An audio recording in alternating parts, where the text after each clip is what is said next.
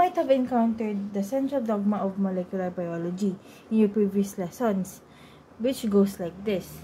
The central dogma of molecular biology outlines the flow of genetic information from DNA, RNA to proteins. This process involves three main steps: DNA replication, where DNA makes a copy of itself; transcription, where DNA is converted to messenger RNA or mRNA; and translation, where mRNA is decoded to produce proteins. These proteins are essential for various cellular functions. The central dogma emphasizes that information or genetic information flows in one direction only, from DNA, RNA to protein, ensuring that genetic information is accurately expressed and used by cells to produce necessary proteins for life. So every cell in your body, whether it's a liver cell or the neurons in your brain, contain the same DNA. They don't all produce the same substances. For example, your liver cells don't produce myelin proteins that act as insulators for electrical impulses, nor do they need to produce receptors for neurotransmitters.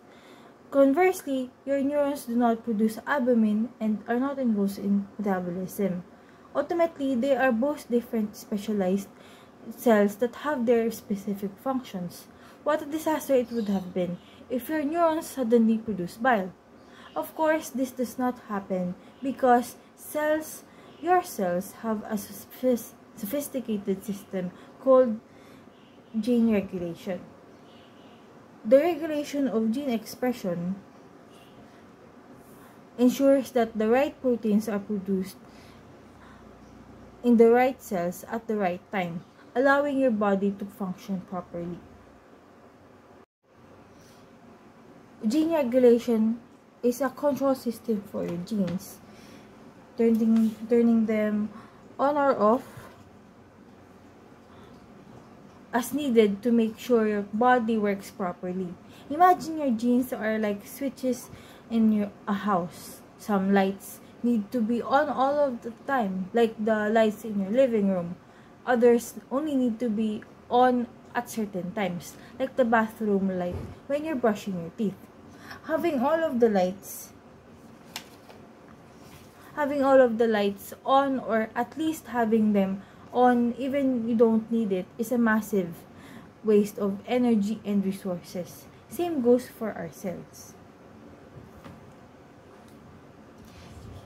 In the case of negative gene regulation, some genes are prevented from being expressed, ensuring that certain proteins are not produced when they are not needed. This type of regulation helps cells conserve energy and resources. A classic example of negative gene regulation is the lack operon in bacteria. An operon is a cluster of genes that are transcribed together in a single mRNA strand. This arrangement allows for the coordinated expression of genes that are involved in the same metabolic pathway. Operons are primarily found in prokaryotes such as bacteria. Although more simpler than eukaryotic gene regulation mechanisms, the operon is an excellent model for understanding gene expression. The lac operon controls the expression of genes involved in lactose metabolism and allows the bacterium to efficiently manage resources based on the availability of lactose in the environment. The lac operon consists of several components.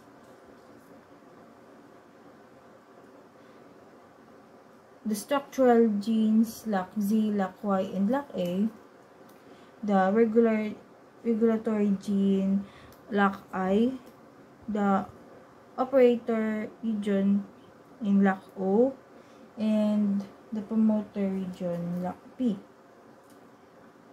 The promoter is the binding site of the RNA polymerase, which initiates transcription, and encoded by the LAC-I gene is the LAC repressor protein, which binds to the operator. As for the structural genes, the LAC-Z encodes beta-galactosidase, which breaks down lactose into glucose and galactose.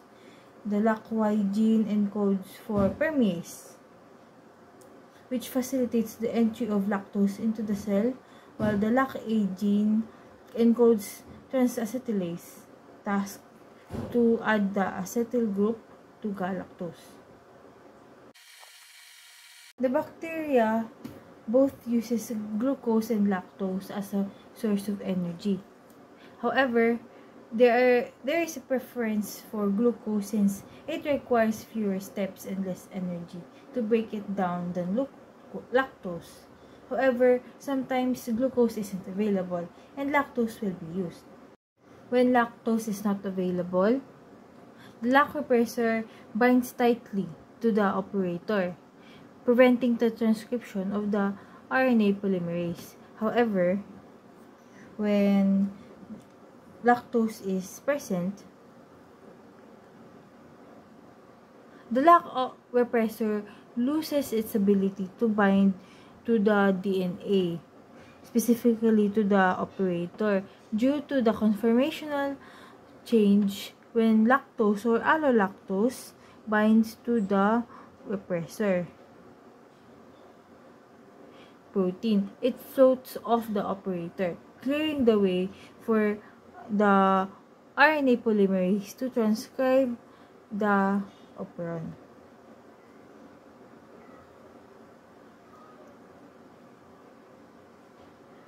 Therefore, when lactose is present, the LAC operon is on. Allolactose is an example of an inducer, a small molecule that triggers expression of a gene or operon. The LAC operon is considered as an inducible operon because it is usually turned off or repressed, but can be turned on in the presence of an inducer, allolactose. So, when glucose is present and lactose is absent, no transcription occurs because the LAC repressor remains bound to the operator. Therefore, the RNA polymerase cannot proceed with the transcription.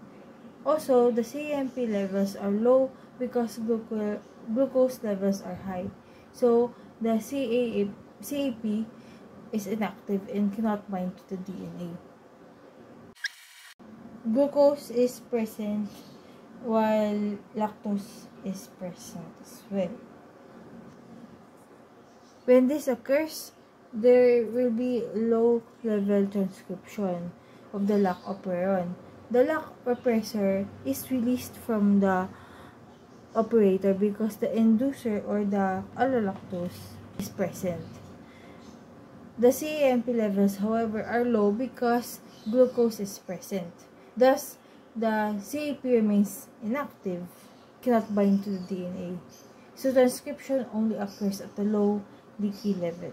Glucose is absent and lactose is absent as well.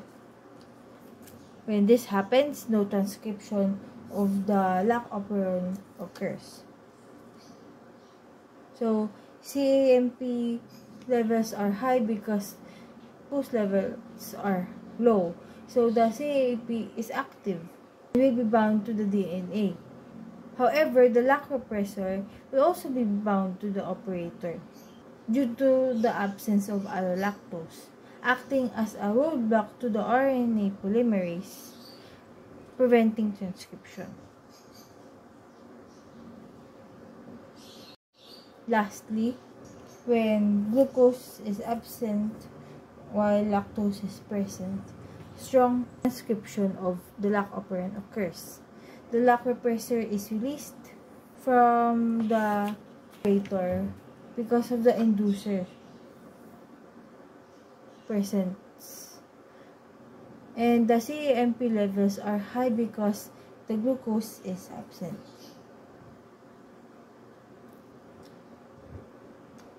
So, CAP is active and is bound to the DNA.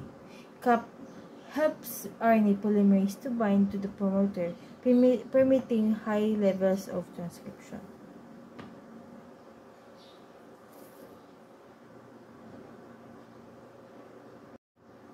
So, in conclusion, by understanding the lac operon, we gain valuable insights into the fundamental principles of gene regulation, resource management, and cellular adaptation in the response of environmental changes. So, thank you for your attention. Thank you for listening, and I hope this lecture has provided you a clear and comprehensive understanding of the lac operon.